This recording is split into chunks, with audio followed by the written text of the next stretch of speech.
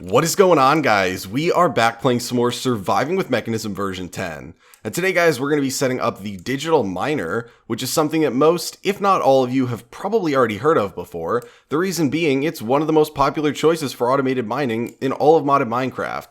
And there's a couple good reasons for that. It's really simple to work with. It's super effective at what it does. It's relatively compact, I will say, compared to most of the setups you could have. And much like we've said about a couple things we've already worked with and a lot of things in the future in Mekanism, it is a little bit overpowered, but that's not necessarily a bad thing when you're looking for the most effective way to do something.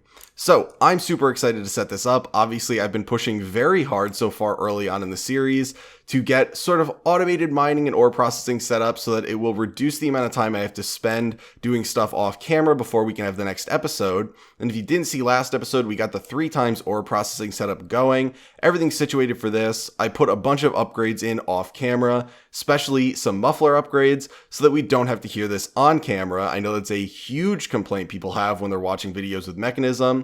So this will be all good to go and hook stuff up. We got the resources here processed from last episode, but now we need to push some stuff into this. And the way that we're going to do that without me having to go mining is by setting up the digital miner. So we got a fair bit of crafting to do today, and there's a couple things that I want to go over on camera that I have not processed yet. But it's not anything too crazy. The digital miner is a little bit more expensive than some of the things we've already set up in terms of higher end resources, things like needing to get some obsidian and some diamond to actually craft some of this stuff. And we haven't really used any of that yet, but it doesn't require the crazy amounts of iron and stuff like that from the prior setups. So all in all, I don't think it's too bad.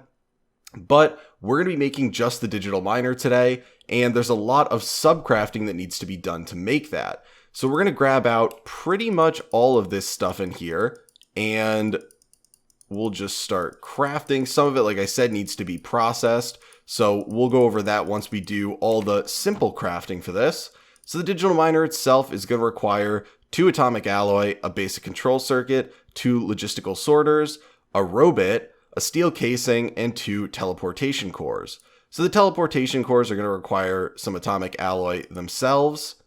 And then we are going to also need an atomic alloy for the robot and 2 refined obsidian ingots. So that's where the processing comes in. We're going to go over that, and then we'll do crafting for the rest of it. So the logistical sorters are really the most basic, using some pistons, some iron ingots, and a basic control circuit. We got both of those. And then the steel casing, we've made this many times before, also super simple. Also, if you guys haven't noticed, I am using the bookmarks on the left side, like was suggested by you guys, so I do read the comments, I do improve, so I don't have to constantly type things in and find them again.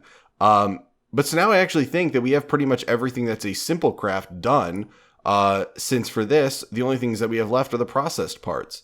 So first, we can really do the refined obsidian ingots. These will all follow sort of a similar pattern because they require some similar stuff. But to make the refined obsidian ingots, we need an osmium compressor. Now, I did craft one of these off camera just because there's not really anything difficult about crafting it or how it works. You just supply it with power, you put some osmium in, and you get the refined obsidian dust turned into a refined obsidian ingot.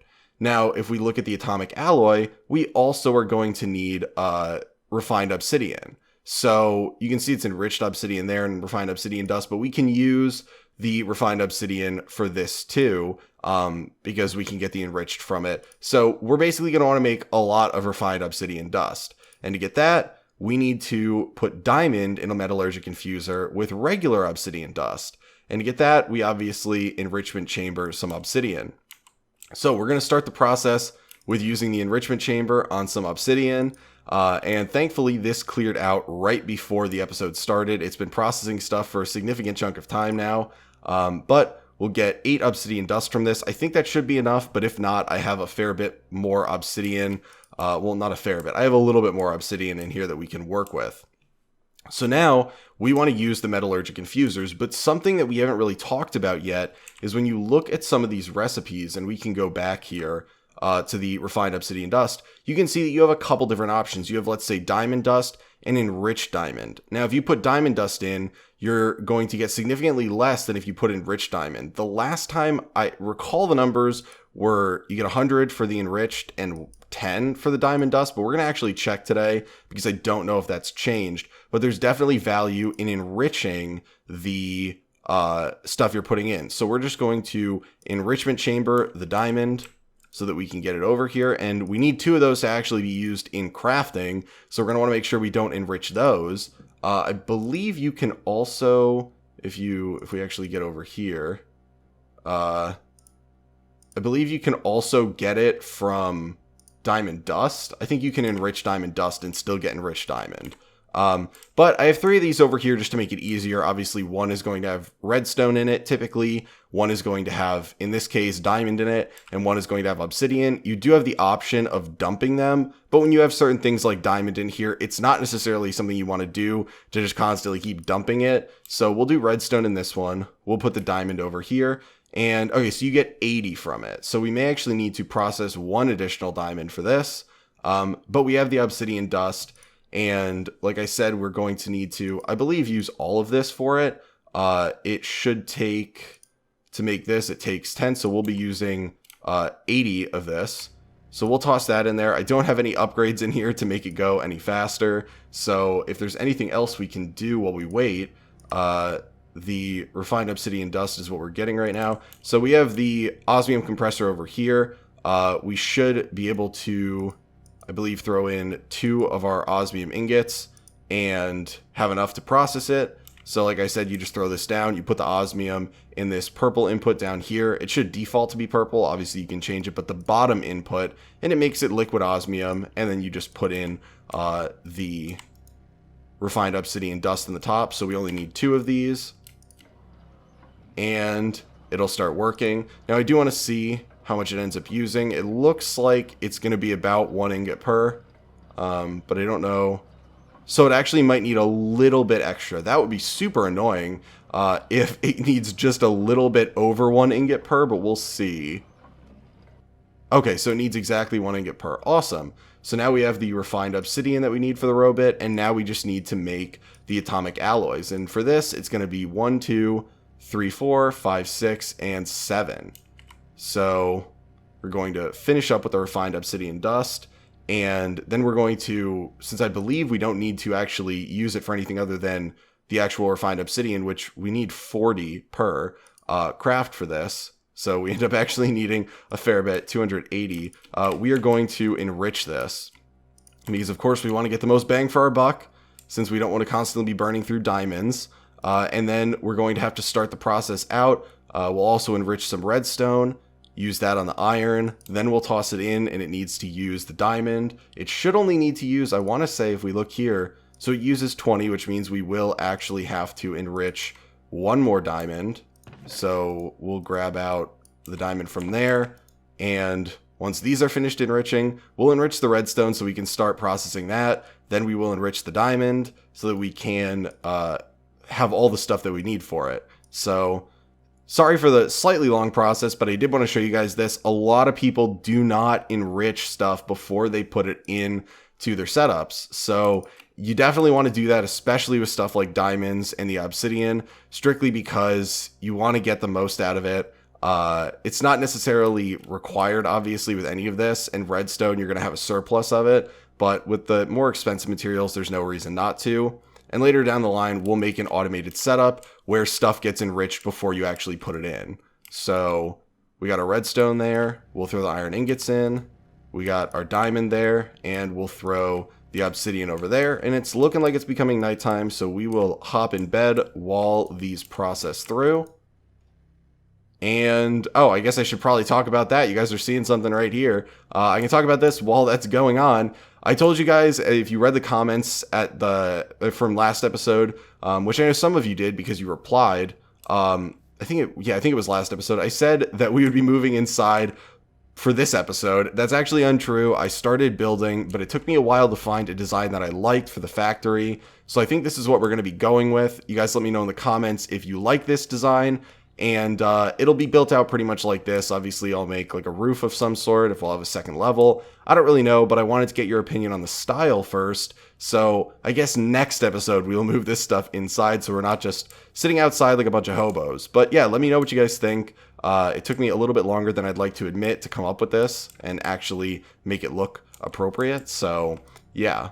Well, we'll be done with the infused alloy in a second here. We'll be able to move it over so that it is getting turned into, I don't even know what this one's called. Reinforced alloy. Oh, very fancy. And then it will be, technically with this, if we wanted to, we could have it automatically push over, but I'm not going to do that because you don't necessarily always want those to be made into the next version. But what I will do is, once we have one of these made, I'll come over here because then we can craft the robot, which is actually kind of fun to have around. If you guys have never seen this, we'll go over it later on in the series. It's like a little guy that charges up and goes around. It's quite interesting to have walking around your base. So definitely a cute little thing that they included in the mod. But we will now make our robot, and the last thing that we have left is the teleportation cores and just the regular atomic alloy, and then we are done. So it is a little bit of a pain to get this all set up. Stuff that you could probably do off camera, but again, I like chatting with you guys, so why not? You know, what do you guys think of the weather outside? It's a nice sunny day in Minecraft. But, okay, here we go. So we got all of the reinforced alloy done. Thankfully, once we finish with these 4, we'll be able to grab them out and finish making the teleportation cores. So there we go. And we got the 2 left for making the actual craft. Almost done there. And then we get to set up one of my favorite things in all of Mekanism. Okay, so there we go. We got all the processing done. Finally, I know everyone is so excited. So now we have the digital miner, and you might be wondering why we have 2 things left in our inventory, and that is because we do have one other thing we got to craft today, something I know everybody loves, which is a dictionary. So this is what's going to allow us to get the tags for one of the possible filter types that it was actually requested I go over how we use, since it's not necessarily one of the more popular ones, I don't think, but we're going to put in a basic control circuit and a book right below it, and we get the dictionary. And if we press Shift and N, it says a tool used for viewing the tags of various components such as items, blocks, and fluids. So there's a couple different ways to filter for the digital miner, and one of those is going to be using that. Okay, so the digital miner itself, we are going to put down right over here. It is a relatively, I would say, large single block to put down, but it's not as crazy as the multi-block setups that most mods require. So going over the external parts of it, you're able to input power through 3 different points. You have on each side right here, the green squares are the power inputs. So on the bottom of the left and right side, which is awesome, we'll just be able to plop down a cable right over here and it will start being powered. You can also go under it, and in the center of the bottom here, so right under that block, it is going to also be able to accept power. So if you want to power it without having wires running into the side, you're able to do that too. You also have the inputs for the block replacements, which if you don't know what I'm talking about, we'll go over in a second. That is up there on the top. I can, well, I don't actually have any building blocks. So you know what? We can come right around here. Look at this. Problem solving. Right there, that yellow/orange square is the input for block replacements. And on the back here, this square is the output.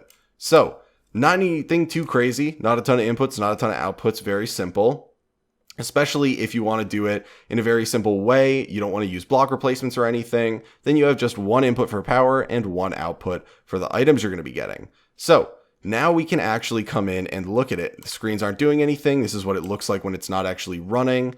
And there's actually a lot to go over here. So you have obviously the power and everything for this. You have the upgrade slots that you can put in, much like any other machine. You have the ability to switch the energy on it, but you also have a couple settings over here, similar to a lot of other machines, but it looks a little bit different. These are where the auto eject would be, so you can turn it on and off. Makes a little bit of an annoying noise when you do it. And then you have auto pull, and you have silk touch. So this actually is the capability of silk touching stuff at the expense of additional power, which is great. But I know that in a lot of our other machines, when you go in and you want to do the auto eject and stuff like that, and auto input, you're going to be doing it over here in the side config. That is not the case with the digital miner. You do it right here. Reason being, you don't really have side configs. You have the ability to turn visuals on and off, but that's really all that you have for this. So yeah, just remember to always, pretty much you're always going to want to have on auto eject out the back.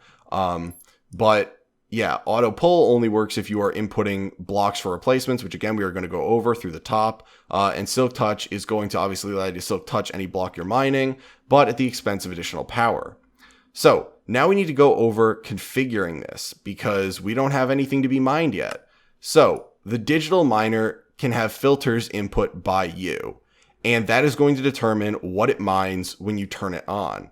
And in here, you're going to have on the left side, the area in which you are going to be mining. So you're able to set the radius of this. So we can type in if we want 5, and it will be a radius of 5 out from the machine that's going to be checked for these blocks. We can also go in and we can type in a radius of 32. And I believe, yeah, 32 is the maximum radius. Obviously, that is enormous considering it's the radius that you're going out. So that's a huge area. And then we have the min and the max, and that's going to be the Y level that you're going to be mining at. And so you have the option of setting this all the way up as high as you want, up to, you know, the build height. So right here, it defaults to 0 and 60. If you want to alter it, you can. If you want to put it up just to make sure everything gets mined, in case you have like a mountain near you or something, that's totally acceptable. Obviously, you know, you just type in what you want, click the check mark, and boom, you now have it set. You also have the option of doing inverse mode for the filters that you're going to have on this. But traditionally, no one's going to really use the inverse mode. They're just going to use filters for exactly what they want. Now comes the important part. This is going to be how you actually filter through items. And there's 4 different ways to do it. You're going to have item stacks. And this is one where you can basically just click in what you have. So you actually have to have the block to be able to do this. So you can click in, you know, gold ore. I want that. If I want iron ore, I can click that in. You can say that it just gives you the block that you want. And you're able to click save, and boom, you now have your item filter. If you want to edit it, you can click on it. If you want to delete it, you can remove it. And something to note too is you can also put over here the replacement block that you would like. So say you want to have this mined, but when it gets mined, you want to put a block down there so there's not an empty space. Well, then you can put a replacement block in. That's what's going to be fed in the top, and every block it mines, it will put down whatever block you put as a replacement block in its place. And so let's say in this case, we wanted to replace gold ore with iron ore. Now I know that sounds stupid, but it's the only other block I have in my inventory. And then you would put require replacement, yes. So that means that it's going to need to be able to replace the block when you mine it. So you'll need to supply all the different replacement blocks you need for everyone that it's going to be mined. So yeah, you can do that over there too. Now what we can do is go through the different ways to actually create the filter itself. So item stack, like I said, it's great if you have the item on you. It's really simple. You just put it in, but you're not always necessarily going to have the item on you. So you have a couple different options. And one of the popular ones is going to be tag. So we'll go over that in a second, but tag is basically going to be the item tag that you type in. Then material is going to be anything that is used as a crafting material for the item you want mined. So, I guess that anything that has the item that you put in here as a crafting material for it. Now this one is not one I would recommend using. It's really buggy, and there's the possibility that the item that you want mined is not even going to be included in this, because sometimes, and it's been noted, that the recipes are not always accurate or included. So even if you're looking in, let's say, you know, JEI or something, and it says that the item is included in the recipe, it might not get flagged as something that should be mined with this. So just something to keep in mind when you do this. Obviously, you're just going to put it in again, a block, and then the mod ID is one where you're going to get to type in the actual mod ID and use it as a filter. So if you're looking for anything from a specific mod. But like I said, the item stack is going to be the most popular if you have the item on you, and the tag system is going to be the most popular for if you do not have the item on you, but you know the tags and you want to be able to get it. Now, I am going to sleep really quick before we actually start working through the tags, because this is where the dictionary is going to come in handy, because tags are not always super intuitive on items. And I know recently they've changed, so I know a lot of people are a little bit confused as to what the tags are for the items they want. So we're going to throw down two things that you would commonly be looking for. We have gold ore and we have iron ore. And we're going to pop out the dictionary right here. And if we right click on the gold ore, it pops it up in our chat. So there's a bunch of different keys that are found for this. There's the atomic disassembler ore. There's gold ores. There is, if we open it up, guarded by piglins. There's ores dash gold, and then there's ores. So there's all those different tags for this. Now, something you might be thinking is, oh, okay, well, then just replace everything with iron in that, and you're going to have the same tags for iron ore. That's not true necessarily. Oh, I clicked on gold again. So look at this. That one had 5 tags before. When we click on iron, we only have 3. So for this one is a perfect example of why you always want to check on the tags for your item if you're having trouble getting it, because while it may follow the same format, it is not always going to have the exact same tags. I don't know why this is the case. But when I was looking over this and figuring it out, I checked on gold and I went to use the tag gold underscore ores, and then it worked. And I went to use iron underscore ores and it didn't work. And go figure, it is because there's no iron underscore ores as a tag for this. So it did not find iron. So just something to keep in mind when you're working with this. But let's go whether you want to use for this one. I like the ores slash gold. And so we can go over here. And we can go to configure, new filter, and then we can go to tags, and we can type in ores slash gold. And if we save it, you'll see it actually pops up the photo of the ore. That is something super important. That is how you will confirm that it actually is the correct tag. If I went into this one and edited it and typed ores slash golds, and saved it, it is not going to find it because that is not the correct tag. It needs to be the correct one. And so if we came in here and typed in ores slash iron, whoops, need to use the asterisk, ores slash iron. There we go. So we have iron ore. And in this case, we can also do ores slash osmium. Let's try this and see. So that one works. So that one is one that I more commonly would use. And you can see here that I didn't even need to use the dictionary on it. I just went with the traditional format that I was using and it worked. And I was able to confirm that by the fact that there's an image there to show me that it did detect the exact block that I was talking about. Now you also have the option of sort of generalizing stuff where if we do this, you can see that it will pull up everything with the ores tag.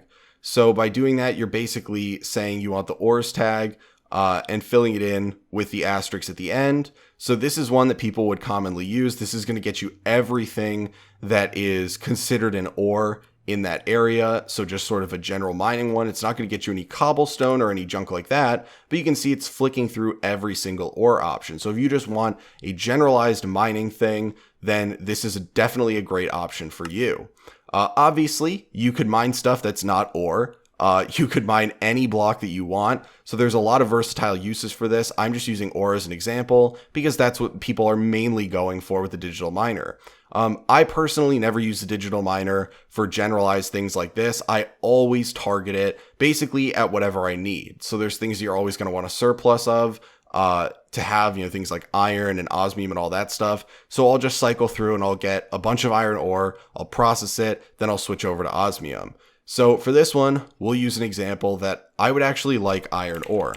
So we'll do ores slash iron. We're going to save that. And this is now our filter. So when we run this, we are going to be just getting iron ore. Now we can go over briefly, basically, oh my gosh. Okay, you know what? Just always trying to interrupt the videos with your trading llamas. Okay, bud. This is it. I got rid of the last one, and they just come back. Okay, so now we have it configured, and we're able to start the whole setup. And so basically, a couple things to go over. with this is how it works. People might be confused as to why I said it's a little bit overpowered. This miner essentially, and I will keep it really simple, it essentially reaches out in the area that you specified and just grabs the blocks you want. So you're just going to grab out every piece of iron ore. It's only going to be mining iron ore for us and bringing it back. So we're going to get exactly what we want, nothing else. It doesn't, destroy the land around it to get it. It's just phenomenal. So once we have it configured, we have it powered and all that, we are able to hit start. And it says it's running, it's ready to mine. And in the area, there are 1,867 pieces of iron just in that specified area to mine. So it tells you how many are there, how many are left to actually mine. So you have a sense of what, you're working with. And so you can see that it is just grabbing us iron ore. And you can see that on the screen. It's a little wonky in terms of the textures, probably because there's a conflict with one of the mods that I have in here. But you can see that the screen lights up, it's running. And right now we have none of these settings on. You don't need Silk Touch for this because obviously it's iron. We don't need auto pull turned on because we're not replacing it with any blocks. I'm totally fine just leaving holes out there in the world that I might come across in the ground. And now we need to actually pipe stuff from this and turn on auto eject. So we're going to be using basic logistical transporters. These are the same as the typical mechanical pipes you'd be used to working with. And so we are going to come up here and we actually have to pipe it around the back first. So we're going to pipe it like this. And we're going to work our way up here and just, if I could actually hop around properly, and dump it in our setup so that it gets processed in the ore processing setup. So it's going to look a little, oh my gosh. Okay. Well, let's see if we can get over here. So now if we were to go in here and turn on auto eject, you can see it immediately just throws the items out the back. You don't need anything there to pull them out. So they go right up here and boom, immediately they go into the purification chamber and everything starts running. So we are just going to get now a constant stream of iron, way more than we ever need going into this setup over here. And you can see it just piece by piece comes out. This is honestly the reason I keep saying this is because it's so satisfying for me to watch. Every piece of iron there, I see a solid 30 seconds to a minute of mining just subtracted off of the time I have to spend between videos, which is great because I love the recording aspect. A lot of the mining stuff, it's not necessarily my favorite. I'm not getting on every day because I want to go strip mining or cave mining. So it lets us do the fun stuff. Now, once we're done, we can just hit stop and it'll stop mining. You can see that the visuals on the screen turn off and that everything is good to go. We also have the reset button, which if we hit, it basically is just idling. So you can see that now it went from when we started and it's running and it's ready to mine those blocks. When we stop it, it's idle. And then if we reset it, it is going to say it's not ready to mine. So you can have that button, but basically for me, we're just going to start and stop, just repeatedly starting and stopping this. I know it's super annoying. But yeah, so that is the digital miner. Now, I know that this is not anything super complicated, obviously, but it's one of the most effective blocks at what it does. So I would highly advise you, if you are playing with Mekanism to some degree, set this up ASAP. It will save you a ton of time, and it will make your life way less painful to deal with when you're trying to get the resources for either Mekanism builds or other mods. But that's going to be it for today, guys. Hopefully you enjoyed the video. And let me know in the comments, like I said, what you guys think of this sort of layout for the base and this sort of design for it. I'll be looking in the comments for those so I know what we're doing with this by next episode. But hopefully you guys are having a great day, and I will talk to you later. Standing in a glass bowl at the end of a black hole, cold, lost and upside down. Faces swirling past me, all my memories rolling vastly.